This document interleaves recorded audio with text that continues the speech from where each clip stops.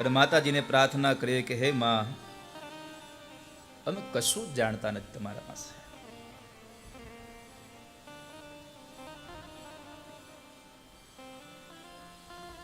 ન પૂજા જાણીએ છે, ન કોઈ મંત્ર જાણીએ, ન કોઈ સ્તોત્ર જાણીએ, પણ બસ એટલી ખબર છે કે હે માં, તારા શરણ સિવાય ગતિ નથી થવાની અમારી.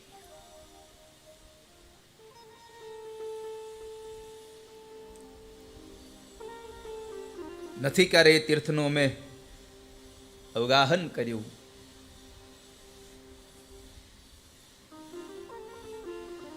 નથી ક્યારેય કોઈ પુણ્ય કરવા માટે કોઈ કર્મ કર્યું. કદાચ મારા હાથે ખરાબ કર્મ પણ થયા હશે. કુકર્મી, કુસંગી, કુબુદ્ધિ, કુદાસ, કુલાચારહીન, કદાચારહીન. હે માં, હું કદાચ કુકર્મી પણ બન્યો, કોઈ ખોટાનો સંગ થયો મને,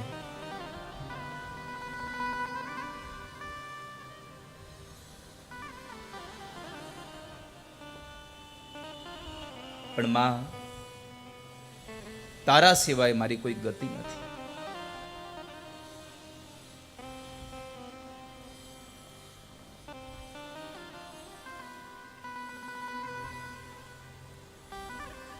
આ જગતમાં આવ્યા પછી મેં ઘણા બધા એવા કર્મો કર્યા હશે, ઘણી બધી મારી ભૂલો થઈ હશે,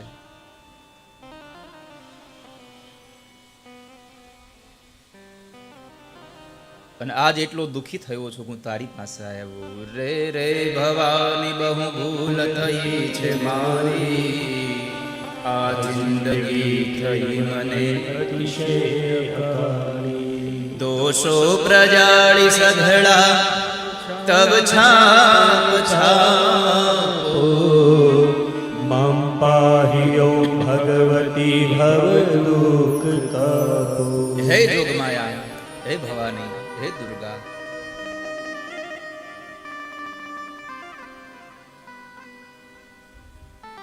ઘણા બધા અપરાધો મેં કર્યા હશે, કદાચ આ જગતના જીવાત્માઓનાથી અજાણતા મેં કર્મ કર્યા હશે, પણ માં તે તો જોયું જ હશે મારું કર્મ. ચાહે મેં સત્કર્મ કર્યું હોય, ચાહે મેં કોઈ દુષ્કર્મ કર્યું હોય, તે જોયું જ હશે. કારણ ખાલી ન કોઈ સ્થળ છે ઋણ પધારો, બ્રહ્માંડ માયણુ મહિવાસ તારો. શક્તિ ન માપ ગણવા અગણિત માપો. મમ પાહિયો ભગવતી ભવ દુઃખ કાપો. આ લોકોને ઉપર વધારે ધીમ કરી દે ને, કેમ કે હારે ગાય તો મને એનો અવાજ વધારે.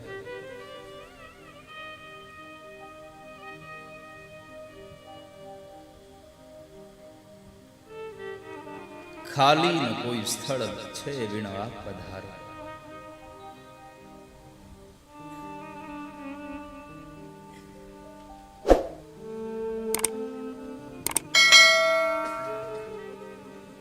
ભગવાન આદિ શંકરાચાર્ય મહારાજ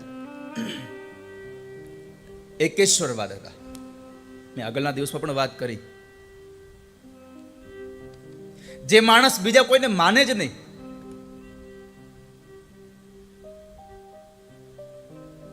અને એમણે જ્યારે માં ભવાનીએ પેલી ગોવાલણના રૂપની અંદર આવીને માએ જ્યારે એને ચમત્કાર બતાવ્યો કે તું ક્યાં શક્તિમાં માને છે, અને ભગવાન આદિ શંકરાચાર્ય મહારાજને ખબર પડી ગઈ કે આ તો પરબ્રહ્મ છે, આ પરાંબા છે, આ 14 બ્રહ્માંડની જનેતા છે. અને ત્યારે મા પાસે એકદમ દોડતા જઈ અને ચરણારવિંદમાં વંદન કરી નતમસ્તક પ્રણામ કર્યા, અને અંતે એમણે ભવાન્યષ્ટકમ લખ્યું, અને એમાં એક શ્લોક બહુ સુંદર લખ્યો એમણે. પ્રજેશમ રમેશમ મહેશમ સુરેશમ દિનેશમ નિશીથે સ્વરમ બાકદાચી. અહીંયા આપણને એમ થાય કે આટલા બધા લોકોનું નામ શું લીધા? રમેશનું, મહેશનું, સુરેશનું.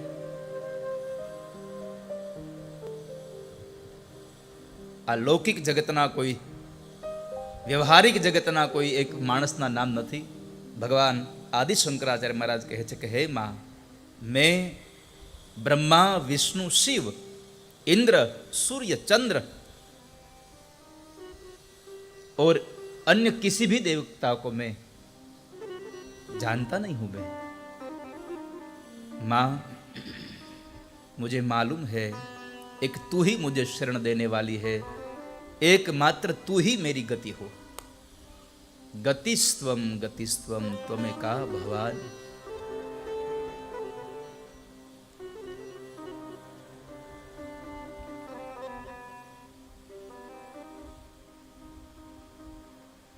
અને એ ભવાનીની આજ કૃપાથી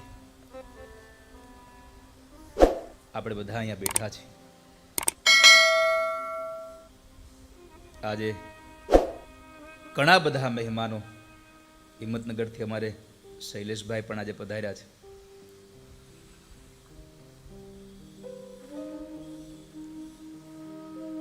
સાથે સાથે વડોદરાથી બિપિનભાઈ, મુંબઈ વાસીથી કૌશિકભાઈ, ઘણા બધા મહેમાનો આજે ઉપસ્થિત થયા છે.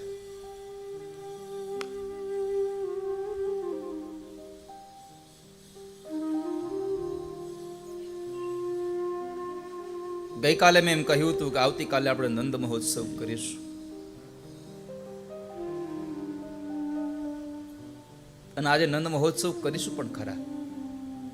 આયોજક પરિવારે જેવી કાંઈ વ્યવસ્થા કરી હશે, અમારા રાજુભાઈ, ભાર્ગવ દાદા, આ બધા જે વ્યવસ્થા હશે એ પ્રમાણે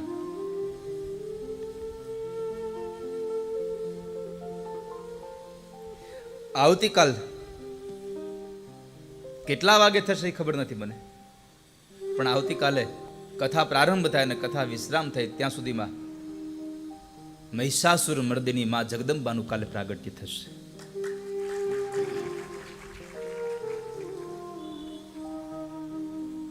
પણ ભગવાન કૃષ્ણ છે એ જગદંબાનો એક અંશ છે.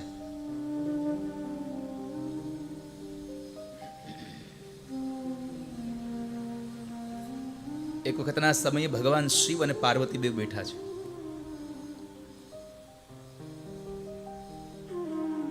પ્રેમ પ્રણયની ઘણી બધી વાતો કરે છે, શૃંગાર રસની વાતો કરતા હતા.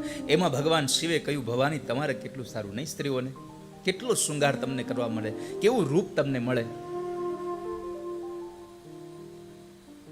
ભવાની મારી એક વાત માનો તો મારી ઈચ્છા છે કે આવતા જન્મે હું સ્ત્રી બનું, તમે પુરુષ બનો. મારી ઈચ્છા. અને ત્યારે ભવાની કહે છે, ભગવાન આપના મનની પ્રસન્નતા માટે આપની જે ઈચ્છા છે ઈચ્છાને હું સંપન્ન કરીશ. દ્વાપરમાં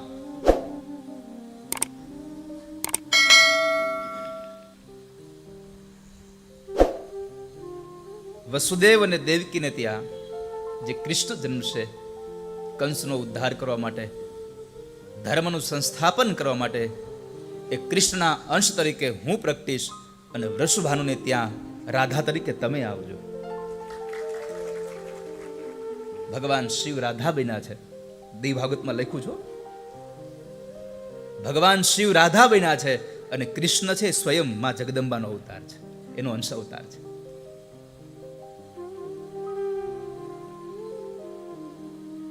તો કંઈક સર્જન કરવું હોય તો સર્જન માટે એનું અંશને ઊભું કરવા માટે અંશી જોઈએ.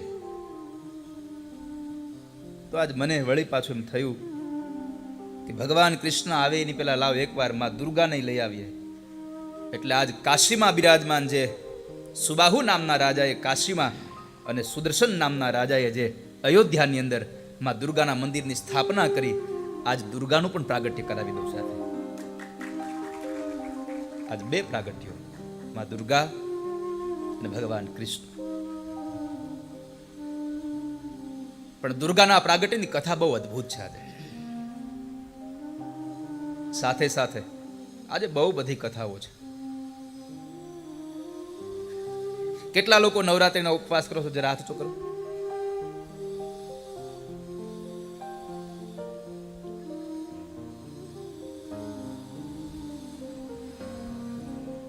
વાહ.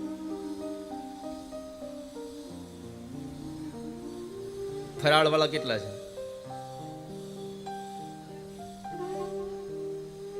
વાહ. કઈ વાંધો નહીં. યથા યોગ્યમ તથા કુરુ. એને કઈને પ્રકારે પણ તમે, હું તો ત્યાં સુધી કહું છું કે તમે ઉપવાસ ન કરો તો કાંઈ નહીં, પણ નવરાત્રિમાં મા જગદંબાની ઉપાસના કરજો. અને નવરાત્રિમાં જ ઉપાસના શા માટે?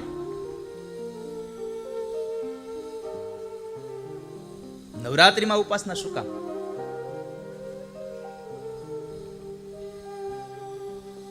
એનું પણ હમણાં તમને નવરાત્રિનું મહિમા બતાવું.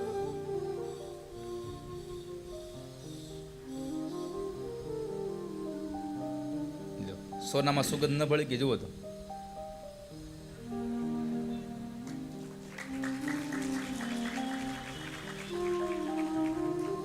આ તો રાધારમણ સ્વામી ઓલું થયું, આણદો ને માણદો ભેગો ને ભેગો. અમારે રાજકોટ સ્વામિનારાયણ મંદિર, ભૂપેન્દ્ર રોડથી રાધારમણ સ્વામી અને રાજકોટ બાલાજી મંદિર અને જેતપુર સાંકળીથી અમારે વિવેક સ્વામી આજે પધાર્યા છે. આ બેવનું અહીંયા વ્યાસપીઠથી બાપ આપને અમે આવકારીએ છીએ, પ્રણામ કરીએ છીએ. આ તમામ શ્રોતાઓ વતી પણ આપને સૌને પ્રણામ કરીએ છીએ.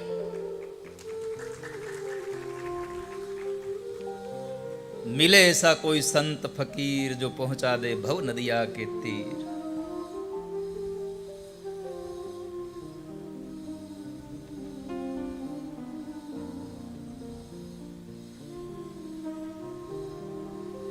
કોઈ પણ વ્રત કરો, કોઈ પણ ઉપવાસ કરો, એમના પહેલા તમારે એ વ્રતને ઉપવાસનો મહિમા જાણી લેવો અને સાથે સાથે એનું વિધાન ખરેખર જાણી લેવું.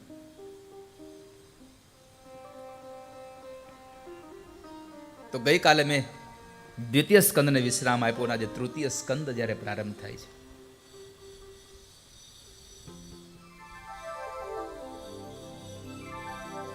ત્રીજા સ્કંદના પ્રારંભમાં જન્મેજય અને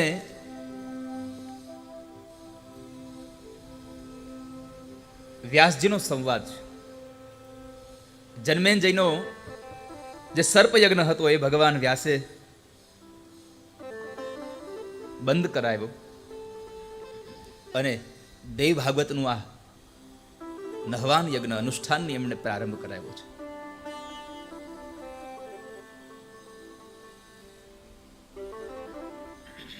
રાજા જન્મેજયે પ્રશ્ન કર્યો ભગવાન વ્યાસને, ભગવન ભવતા પ્રોક્તમ યજ્ઞમ બાભિધમ મહત સાકા કથમ સમુત્પન્ના કોત્ર કસ્માચ કિમ ગુણા. હે ભગવાન, आपने बताया कि अंबा का यज्ञ करिए, लेकिन मेरा एक प्रश्न है आपसे. आप मुझे पहले वो बताइए कि ये अंबा है कौन? ये अंबा कौन है?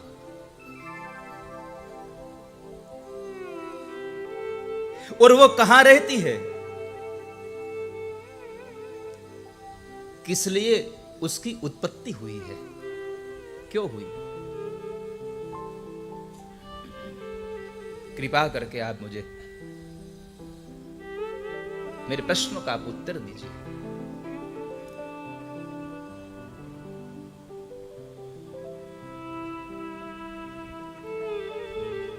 एक प्रश्न जन्मेजय ने और कर दिया, बाप जी और मुझे वो बताइए कि वो अंबा का स्वरूप कैसा है, वो कैसी है?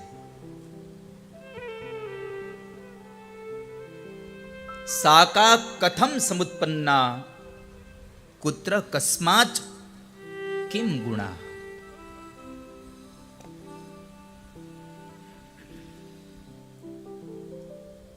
જ્યારે શ્રોતાને જિજ્ઞાસાઓ જાગે ત્યારે વક્તાને કથા કહેવાનો આનંદ મળે.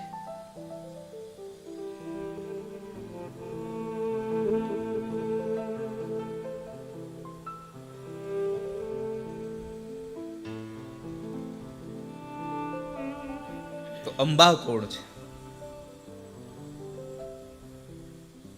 સાંભળો રાજા.